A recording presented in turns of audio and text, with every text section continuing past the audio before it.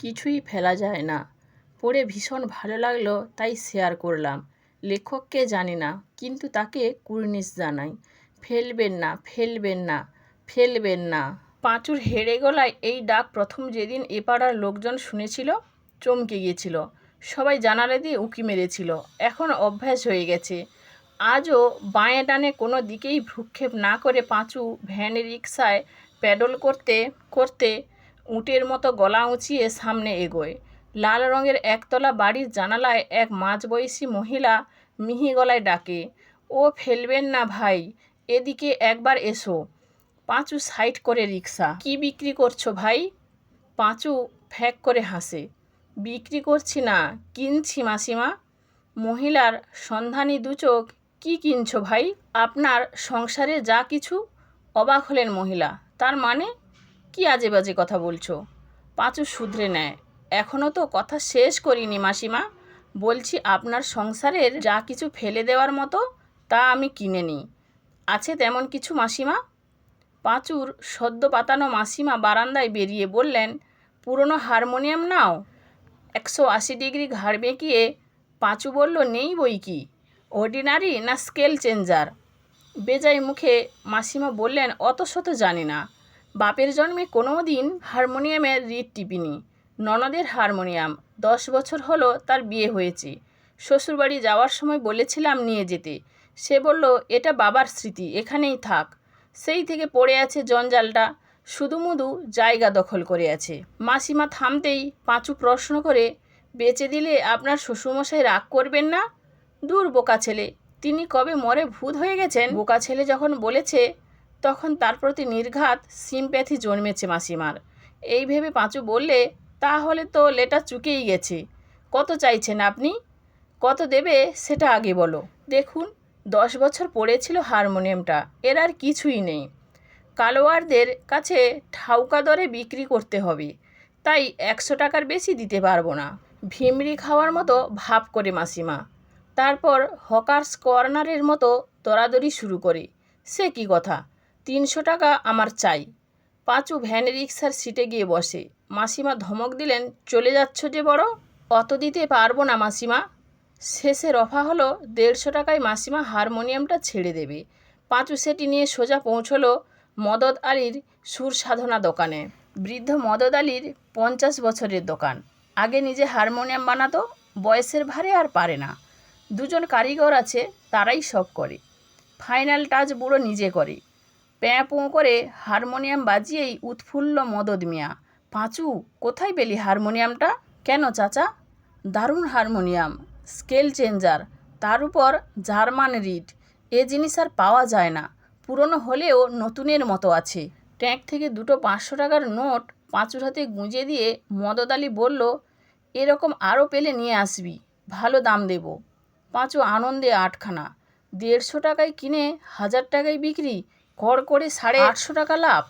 খবরের কাগজ কেনাবেচায় এত লাভ হয় না। মহাজন গোবিন্দ কালোয়ারকে একদিন দুঃখ করে বলেছিল সে কথা। গোবিন্দদাই উপায় বাদলে দেয়, লাইনটা একটু চেঞ্জ করো পাঁচু, দিনকাল পাল্টেছে, হার্ড কম্পিটিশান। তুই বরং এক কাজ কর, তোর গলাটা তো অমরেশ পুরীর মতো, তাই রাস্তা দিয়ে যখন যাবি তখন চেঁচাবি, ফেলবেন না, ফেলবেন না। পাঁচু অধৈর্য, কি ফেলবেন না? আরে বাবা, ওটাই পাবলিক অ্যাটেনশান টানার অস্ত্র। বহুকাল আগে ট্রেনে একজন ফেরি করত। কামরায় উঠেই সে ভিড়ের দিকে ছুঁড়ে দিত তার অ্যাংরি ডায়লগ, এই যে ছুঁচোর বাচ্চারা, ইঁদুরের বাচ্চারা। অমনি পাবলিক রক্তচক্ষুতে তাকাতো। একটুও না ঘাবড়ে লোকটা গলা নামিয়ে বলতো, এই সব প্রাণী যদি আপনার বাড়িতে উৎপাত করে তাহলে তাদের মারার ওষুধ আমার কাছে পাবেন, নিয়ে যান, শক্তি বর্ধনের তৈরি বিষমারি। লোকটার কথার টেকনিকেই হু হু করে বিক্রি হতো। গোবিন্দদার শেখানো বুলিতেই পাঁচু আজ 850 টাকা লাভ করেছে। এবার নেশা চেপেছে, আরও লাভের নেশা। গোবিন্দদা বলেছিল, জানবি প্রত্যেক বাড়িতে কাঁচড়া কিছু না কিছু আছেই। সবাই না হলেও বাড়ির কেউ কেউ এই কাঁচড়া তাড়াতে ব্যস্ত হয়ে পড়ে। পাঁচু অন্য পাড়ায় ঢোকে, হাঁক পাড়ে, ফেলবেন না, ফেলবেন না। 30-35 বছরের একটি ছেলে রাস্তায় হাঁটছিল। পাঁচু পাশ দিয়ে যেতেই সে ডাকে, ও ভাই, তুমি পুরনো খাট নাও। পাঁচু ভেবাচাকা খায়, মাথা চুলকে বলে, কি খাট? সেগুন কাঠের খাট, প্রায় 100 বছরের পুরনো। আমার দাদু বিয়েতে শ্বশুরবাড়ি থেকে যৌতুক পেয়েছিল, এখন ব্যাকডেটেড। ওটা বিক্রি করে ফেন্সি খাট কিনবো। পাঁচু মাথা চুলকোয়, মহা ফ্যাসাদে পড়া গেল। মদত চাচা তার পরিচিতি ছিল, তাই হারমোনিয়াম বিক্রি করতে অসুবিধে হয়নি। কিন্তু পুরনো খাট কারা নেয় তা তো তার জানা নেই। মানিকতলার চন্দন ফার্নিচারে গেলে কেমন হয়? একবার ওখান থেকে ঠাকুরের সিংহাসন কিনেছিল, বাড়িতে নিয়ে যেতে হাসি খুব খুশি হয়েছিল। হাসিকে তো এবারেও খুশি করা যায়। বিয়ে স্তক মেঝেই বিছানা করে শোয়, খাটটা নিয়ে গেলে খুশি হবে। আজ বাদে কাল সংসার 2 থেকে 3 হবে, অতএব দেখা যাক। খাটটা ফার্নিচারের দোকানে বিক্রি না করে যদি বাড়ি নিয়ে যাওয়া যায়। খাটটা কি দেখা যায় দাদা? তাহলে তুমি আমার বাড়ি চলো, কাছেই আমার বাড়ি। পাঁচু ভ্যান রিক্সা হাতে টেনে চলল। কিছু দূরে গিয়ে ছেলেটি বলল, এই যে এটা আমার বাড়ি। পাঁচুকে নিয়ে গেল শোয়ার ঘরে। খাট দেখেই চক্ষু চড়ক গাছ পাঁচুর। বাঘ পায়া নকশা করা খাট, মাথার দিকে 2টো ময়ূর পেখম তুলে আছে, পায়ের দিকে 1 ডজন সুদৃশ্য বাটন। কত বলা যায় দাম? কপাল ঠুকে বলেই ফেলল, এই খাটের জন্য 500 টাকা দেব। ছেলেটা তাচ্ছিল্যের হাসি হেসে বলল, সেগুন কাঠের খাট, এখন যদি করাতে যাই কম করে 25-30 হাজার টাকা লাগবে তা জানো। তাহলে বিক্রি করছেন কেন দাদা? রেখেই তো দিতে পারেন। বললাম না, বাড়ির কেউ আর এই খাট পছন্দ করছে না। পাঁচু এবার হাসে, ওটাই তো কথা দাদা, এত ব্যাকডেটেড খাট কেউ আর নিতে চায় না, তাই এর দাম পাওয়া যায় না। কি করব বলুন, দেবেন না চলে যাব? দেখো ভাই, তোমার কথা আমার ভালো লেগেছে, তোমাকেই দিতে চাই, তবে একটু দামটা বাড়াও। 200 টাকা আরও দিতে পারি, পুরোপুরি 1000 টাকা করো। পকেটে হারমোনিয়ামের দরুন লাভের 850 টাকা আছে, ওটাই পাঁচু দিতে চাইল। ছেলেটিও রাজি হয়ে গেল। পাঁচু জানতে চায়, এসব খাট খোলার চাবি থাকে তো? আছে, লোহার চাবি। অন্তর্মহল থেকে চাবি আনে ছেলেটি।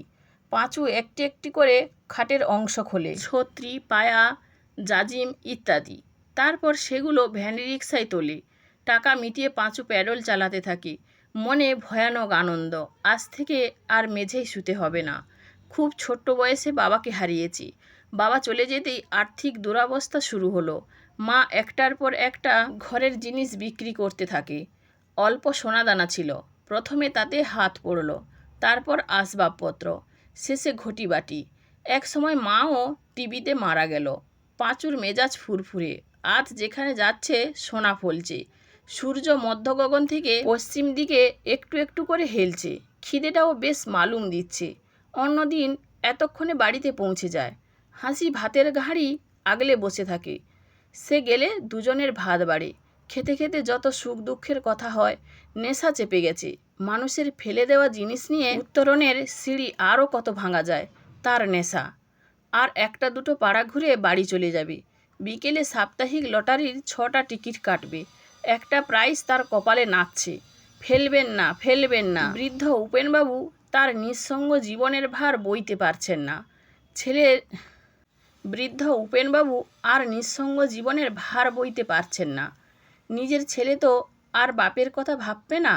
তাই দিন কতক হলো জোয়ান সমর্থ একটি ছেলে দেখে পুষ্যি নিতে বড় স্বাদ হয়েছে উপেনবাবুর। শেষ বয়সটা সে ছেলের মতো উপেনবাবুকে দেখবে। উপেনবাবুও তার সামান্য পুঁজি আর ভদ্রাসনটুকু লেখাপড়া করে পুষ্যি পুত্রের নামে দিয়ে যাবেন। সেই উদ্দেশ্যেই রোজ সকালে জানালার ধারে বসে রাস্তার লোক চলাচল দেখেন।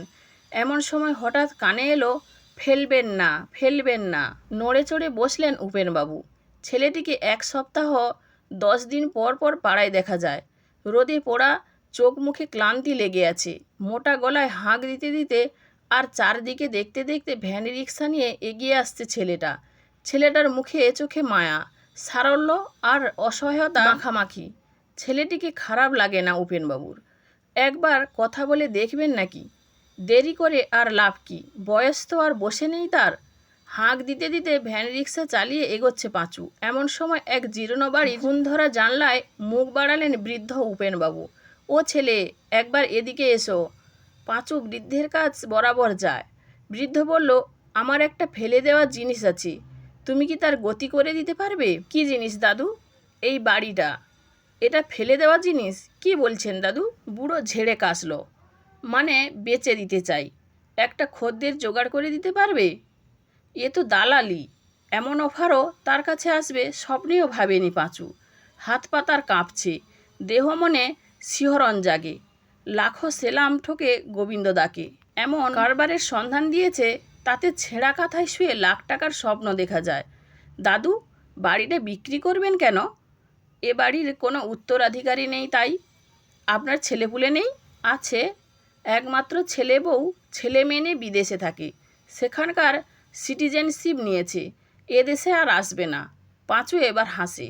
তাই বলুন, বাড়ি বেচে দিয়ে পাকাপাকি ছেলের কাছে চলে যাবেন? না রে মুখপোড়া, ছেলে বাবাকে পোছেও না, যোগাযোগও রাখে না। অনেক টাকার চাকরি করেছে, বাপের এসব জিনিস প্রয়োজনও নেই তার। ওর কাছে এসব আবর্জনা। গোবিন্দদার কথা ফের মনে পড়ে পাঁচুর। বলেছিল প্রত্যেক বাড়িতেই কিছু না কিছু কাচড়া থাকে, মাওকা বুঝে সেগুলো টপাটপ তুলে নিবি। দেখবি দুজনেই তোর নিজের সংসারের হাল ফিরে যাবে।